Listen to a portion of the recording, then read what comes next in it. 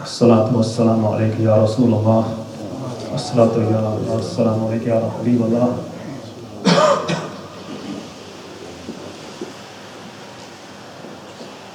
أما بعد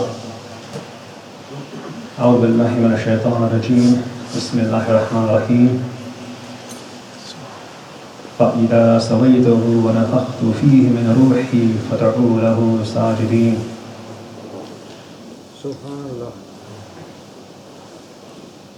We're gathered here on this blessed night, in this blessed month of Rabiul Awwal. It's a very unique time of the year, not just for the Muslims, but for all of creation. This very night, 1,400 years prior, was very unique. It changed planet Earth in a way that no one would ever imagine. A very unique individual was born that would not only impact the lives of his family, a very unique individual was born that would not only change the neighborhood or the community he lived in. This unique individual, he changed his tribe, he changed his city, he changed his country, he changed the entire Arabian Peninsula, he changed the entire world. There's been no one like him ever since. He benefited the people of that era 1,400 years ago, and even till today, 1,400 years on, he's benefited me, you, your family, your friends, this community, this country, this world. You see, I began with this certain ayat from the Holy Quran, from Surah Hijr, verse 33, and it goes on to 34, 35. And it's a very famous story from the Holy Quran. It's actually a story that's actually shared in the other holy scriptures, such as the Bible, the Torah, the Injil. All the holy books have this story inside. The story is about the creation of Hazrat Adam alayhi salam. You see, there was a time when Allah subhanahu wa ta'ala, He called all the angels, He called them all together for a special majlis. And this majlis wasn't really to praise Him, because they were already doing zikr, they were already worshipping their Lord, they were already doing tasbih and all forms of worship. However, Allah subhanahu wa ta'ala called them all together for this very unique witnessing. Allah subhanahu wa ta'ala, He made the first prophet, the first human, Hazrat Adam alayhi salam. Now, the angels came together and they saw this lifeless body, and we know from the narration that Hazrat Adam alayhi salam, he was very tall in stature, he was meters long, and they're witnessing this new creation. The Jinnat have already been on planet Earth, they were there, but they were witnessing something very unique, something special. So the angels were all there, and so was Iblis, who was a Jinnat. Allah subhanahu wa ta'ala said, when I breathe life into this body, I want to celebrate and be thankful. Allah subhanahu wa ta'ala said to the angels, when I breathe life into this body, I want to celebrate and be grateful. How? By bowing to Him. Now let's think about this. If anyone in this room has ever had a baby boy or girl, when you see life, it's words can't describe the pleasure. You can't describe it. It's very unique, and obviously you see life being born as such in the form of a baby boy or baby girl. So for those few seconds or minutes, the angels are witnessing the birth of the first prophet, Hazrat Adam alayhi salam. And they were commanded to bow down and celebrate his birth as a result. Ila Iblis, except Iblis. What did he do?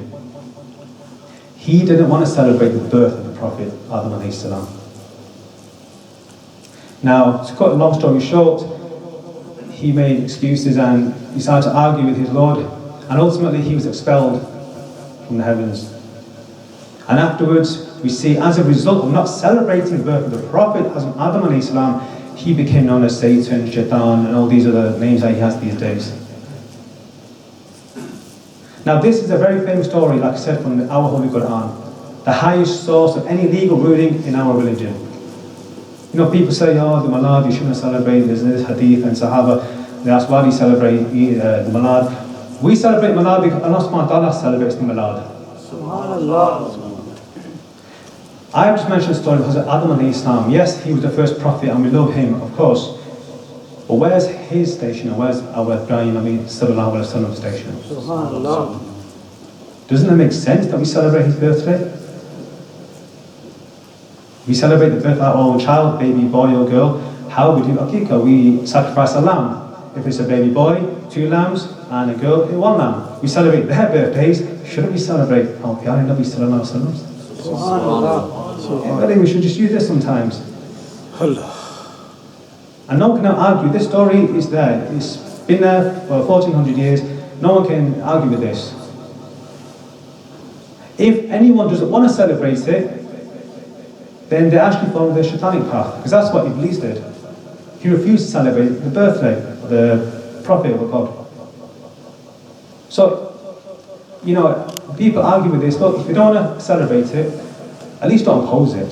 Just stay quiet, stay silent. People want to celebrate it, alhamdulillah. Bismillah, like brothers, you know, gathered here today, mashallah, it's very nice to see. I know some of you have work in the morning or studies.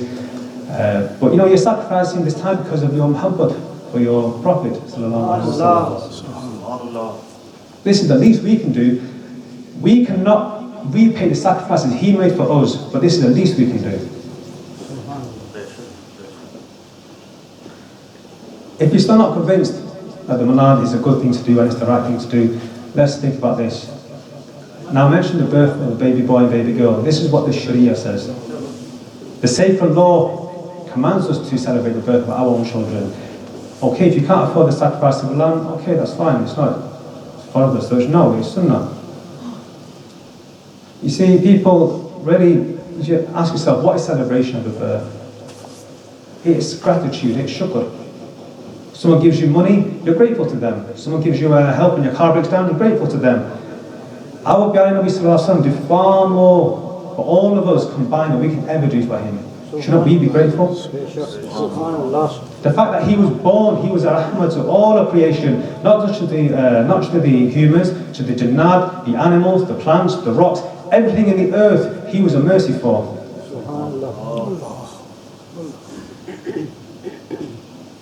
So I've given already 2 or 3 examples as to why we should celebrate the Mawlid, and no one can really argue with this. This is black and white.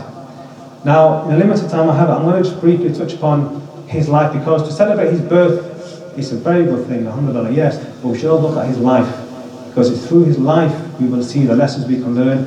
And even till today, whether you have a problem in business, look at his life and how he resolve those issues. If you have family problems, look at his life, how he resolve those problems. If you have a problem with your studies or anything, your health, look at his life, and I guarantee you will find the answer there. I guarantee you. He was the star of the creation. He was the qutb of creation. Around him, everything else revolves, but he was a star. You see, our Pyare Nabi sallallahu alaihi wasallam, he was the most moderate human alive. He was the most balanced individual. He wasn't to the left, he wasn't to the right, he was straight in everything. In appearance, character, the way he ate, the way he slept, the way he talked, the way he did business, everything was perfect down the middle. Even the month he was born in, April. Now if you look at the months of the year, April is the most temporal month of the year, it's the most balanced month. It's not too hot, it's not too cold. Now in this country, of course, you know, where I'm from, I'm in Huddersfield, April is a bit hit and miss. It can be freezing or it can be really hot at the same time, we don't know. But in general, around the world, April is a very balanced month. That was the month he was born. The most balanced person in the world was born there, most balanced month in the year. What was his favourite colour? You've got the flags, what's the predominant colour with the lights and mashallah? It's green.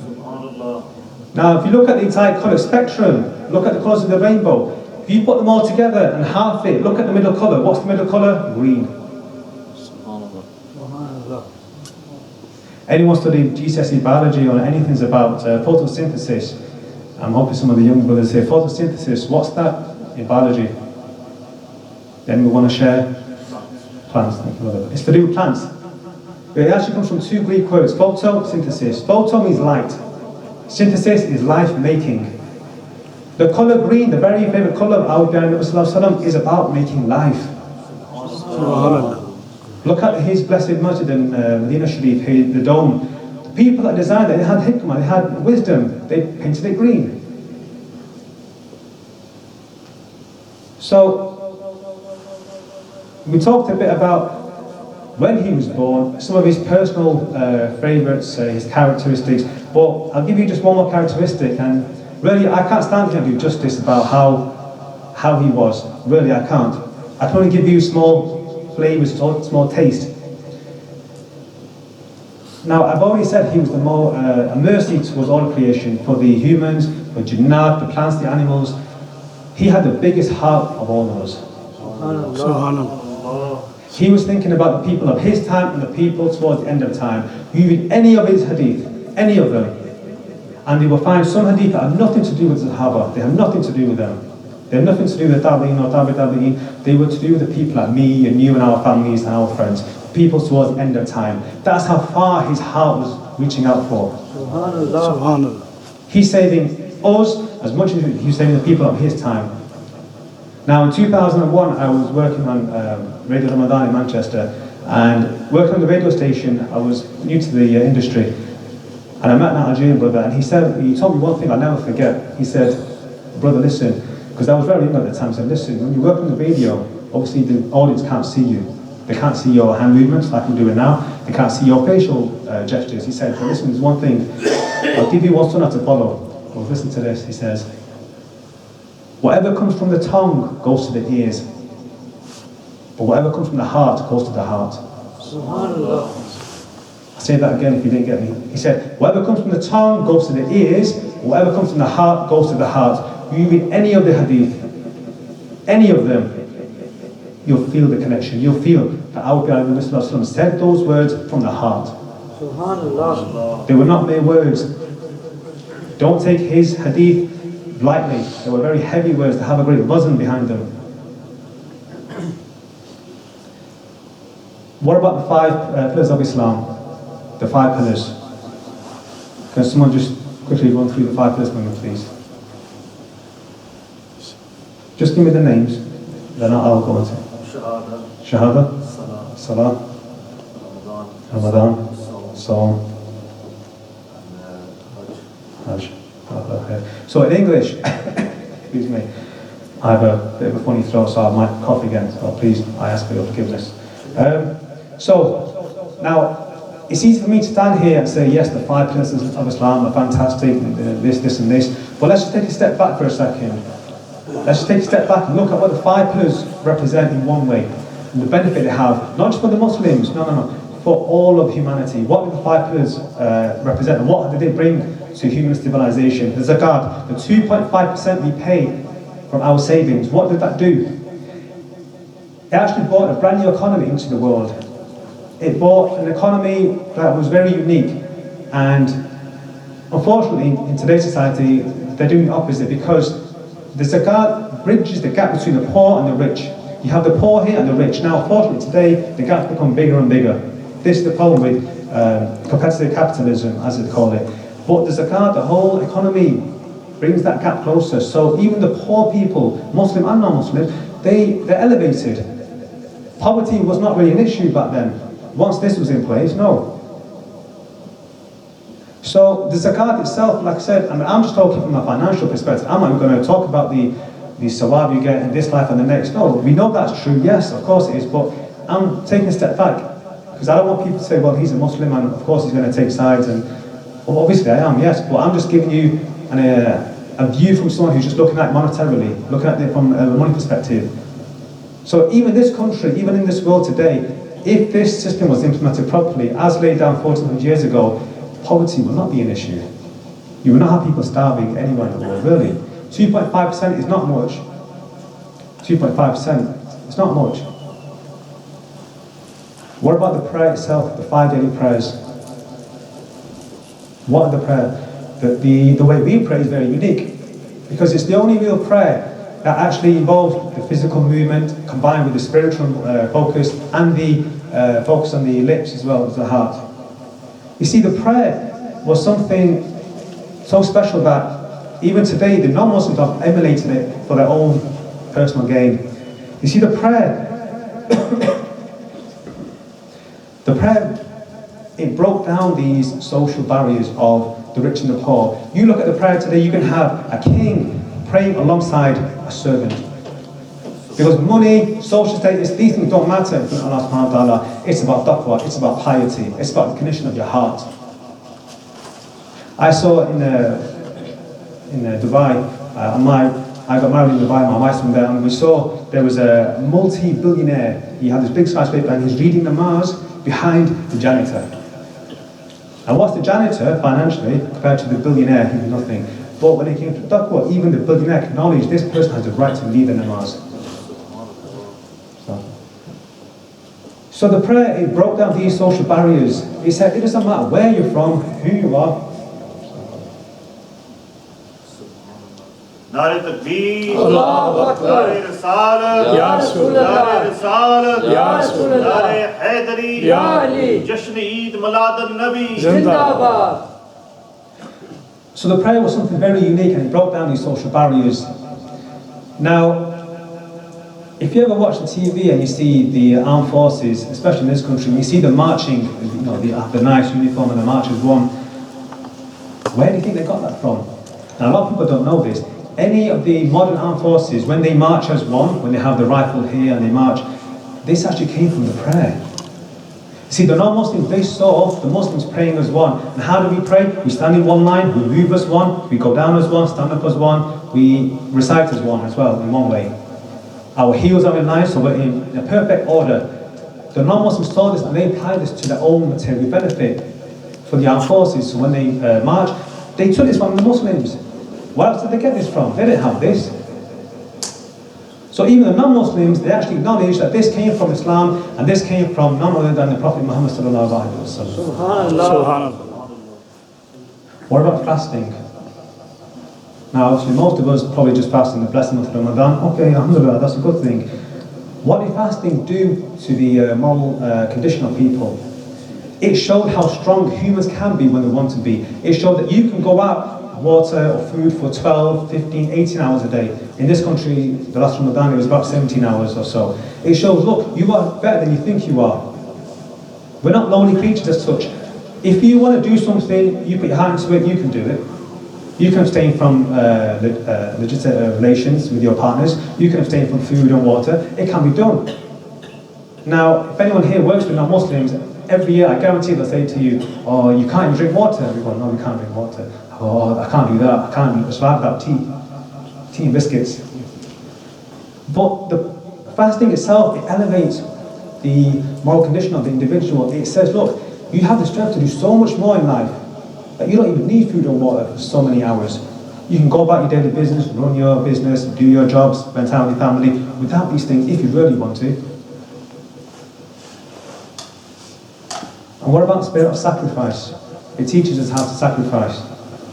And I'm not just talking about the sacrifice of animals for the big Eid. No, I'm not talking about sacrifice of the nafs, the ego. And this is something that's very difficult to do, but it can be done through tazkiyah and the right guided teacher. What about sacrifice? You look at all the religions in the world, and I'm not going to say anything bad about them. No, but no other religion has this element of sacrifice so intrinsically built into it. What about the Hajj, the annual pilgrimage to the Holy Lands? See, the Hajj is, now obviously you have about, I think out of 7.1 billion people right now on planet Earth, there's about, I think it was 2.1 billion Muslims that are alive right now, approximately. This is the world census. So, out of every 7 people, 2 or 1.5 they say I think are Muslim right now. But in the Hajj itself, anyone who's been, you will know this. You'll see something very unique and never seen anywhere in the world. You see people from the east and the west come together, one place, one purpose. One place, one purpose. Now, yes, they're there to worship the Lord, of course, but look at it from another angle is, You get people from different cultures, different backgrounds, nationalities, and they bring together constructive ideas. You know, nowadays we talk about this global community and how it's something of the 21st century. It's not something from the 21st century. We've been doing this for hundreds of years. We have Muslims from all the way from China, from people, Muslims from Spain, coming together to share constructive ideas, how to solve problems when they go back to their country. And I'm not just talking about problems regarding religion, I'm talking about problems regarding the deen and problems in their communities, social diseases and all these things going on. The Hajj allowed this. What other gathering in the world does this? There is none really. Because, well, to be honest, there's only one that people that can argue, but even they have a very weak argument. It's the Hindus when they have that Kumbh. Really, the people that come there come from India anyway. They don't come from anywhere else, let's be honest. But the Hajj is very unique in that sense as well. Now, to finish up, I just want to ask you all a question. It's a question that was asked to me by my style. Now, if you don't want to answer, at least answer it to yourself. If you want to share, just put your hand up. And it's not a trick question. You see, this time last year, ask yourself, where were you celebrating the Mawlid? Where were you? What were you doing to celebrate the Mawlid? And now ask yourself, this year, are you going to do the exact same? Or can you do more? The reason why I say that, because unfortunately, and this is not just a Muslim problem, this is a human condition. Year after year we do the same thing, but we expect different results, and that is the definition of insanity. You see, as Muslims, we want to constantly be coming closer to Allah subhanahu wa ta'ala and His love and His pleasure and His mercy. We also want to become closer and closer to our beloved Nabi sallallahu alayhi wa sallam. We want to become closer. We don't want to be the same distance as we were last year, we want to be closer to Him. And my question to you is, how? I'll give you a few moments to think about it. Just give me maybe one or two words. How can we put a smile on the face of our beloved?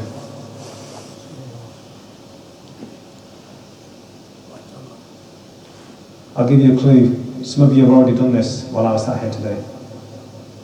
The Durood Sharif. Is that one answer? Do we agree? This is an answer, yeah? This is one potential answer, okay. It's true. That's not the answer I was looking for, but it's certainly an answer.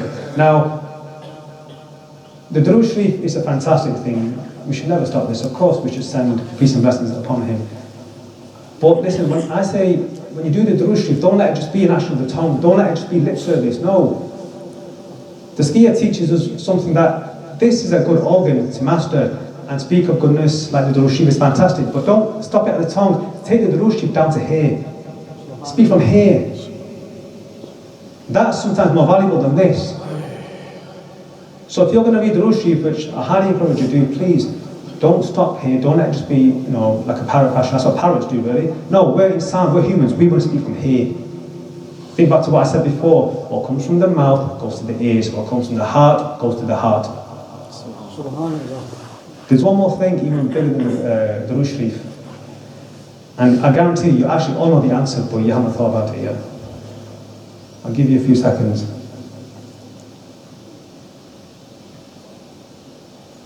Some of you are doing it right now, you don't even know it. What's the one thing that will put a smile on the face of our beloved Nabi sallallahu alayhi wa sallam? Sorry? Come on, brother. The Mawlid, absolutely. Can you go further? You're on the right lines. You're on the right lines. Namaz. You get closer. Zikr. Yes, all these things are very good answers. Keep going. There's one key word I'm looking for. There's actually two key words. The Sunnah of the Prophet. Sorry, right, the Sunnah of the Prophet. You're nearly there. One more word I need. Big. Love. Muhabbat? Okay. You actually know the answer, and I'm going to tell you now. Now, my Ustad, Sheikh Hamad Abak, he held up a hard drive. He said, look, this is an external hard drive. He said, on this hard drive, I've got a PDF copy of Bukhari Sharif and all the Hadith, Riyadh al-Salihin, all these are stored in the hard drive. Now, does that hard drive, is it following the Sunnah? It's got all the information there. It's got more information than I could ever memorize when it comes to Hadith. My question to you is the hard drive following the Sunnah? No. So what's the difference between you and the hard drive? Sorry? Action. Thank you very much. See, knowing the Sunnah is not enough, we must apply. Knowing the Sunnah is not enough, you must apply the Sunnah. Willing is not enough, we must do. You see, ask yourself where you were last year and what can you do this year? Which Sunnah can you apply in your life that will certainly put a smile on the face of our Nabi Sallallahu Alaihi Wasallam? Now, I'm not saying you have to, become like a super Muslim overnight and do all these things. No, just pick one or two maybe, Sunnah that you can apply easily. Ask yourself, what can you do? Do something that you can do. So don't be content with how you were yesterday. Muslims want to make constant progress. We want today to be better than yesterday. We want tomorrow to be better than today. Why? To get closer to our Nabi Sallallahu Alaihi Wasallam, to get Allah Subhanahu wa Ta'ala's pleasure. Because ultimately, if you think about it, you cannot exalt the Creator without exalting His message. And you can't exalt His message without exalting His messenger. It's that simple. And that's just logic. You can't exalt Allah Subhanahu wa Ta'ala without exalting His message, and you can't exalt His message without exalting His messenger. You see, Oscar Wilde is a very famous Englishman, and he said, imitation is the greatest form of flattery. Meaning, even the non-Muslims acknowledge that if you just imitate someone or copy them or emulate them, you're actually showing gratitude. So, we can't be in the company of our beloved Sallallahu Alaihi Wasallam. No, we can't do that. Not in this life anyway. But what can we do? We can emulate him as much as possible. So do what you can, really. Ask yourself tonight's question, what can I do to put a smile on his face? He did so much for me, what can I do in return? And that's up to you. You don't even need to tell anyone, you just go ahead and do it. Do it for his sake, do it to please him. Allah subhanahu wa ta'ala knows your niyyat, knows your intentions. Do it for those reasons. Now, I was going to finish off with a few words because I've only got a couple of minutes left and I don't like to exceed my time constraints. I've already said he was a mercy to the world of men, jinn, animals, plants, etc. But even in the West, there are people who acknowledge his birth was a miracle, his birth was it was a benefit to mankind, he brought nothing but goodness. And I'm going to read a few very short extracts from Western, non-Muslim writers, historians, researchers who acknowledge this. And these people, I do show gratitude because they've come out and they've said this despite what's going on in the world, but they acknowledge, they've read his life, they've studied his whole biography, and they can see the impact it's had today in the 21st century in England, in Europe, in America. Now, George Bernard Shaw is a famous historian. He said about our Nabi Sallallahu Alaihi Wasallam, he said he was far ahead of Western Christian thought, even of modern thought. This is a non-Muslim saying this about our Prophet Sallallahu Alaihi Wasallam. He said he was far ahead of Western Christian thought, even ahead of modern thought. Meaning 1400 years ago, whatever he was thinking then and everything he practiced was still far ahead of what we're doing now. So don't think the Sunnah is outdated, it's going to die soon. No. Alhamdulillah, it's still going on 1,500 years onwards, and it's still going to go on because it stood the test of time, but no other way has stood the test of time. Thomas Carlyle, another British historian, he said, the Prophet Muhammad, and I'm quoting this word for word because I don't like to misquote people, it's not fair. He said, he was true in what he said, what he spoke, what he thought, he was wise and sincere. This is a non-Muslim testimony to our Prophet. So, that's a couple of quotes people have said about him. And these are non-Muslims, and they testify that if he wasn't born, we wouldn't be where we are today. We wouldn't have the benefits that he brought to human civilization. So, I want you to think about tonight, what can you do to put a smile on his face? If I said anything that's benefited you today, then all praises be to Allah subhanahu wa ta'ala. Only the mistakes have in mind. Subhanallah wa bihamdika ashhadu an la ilaha illa anta astaghfiruka wa atubu ilaik. Subhanallah, mashallah, subhanallah.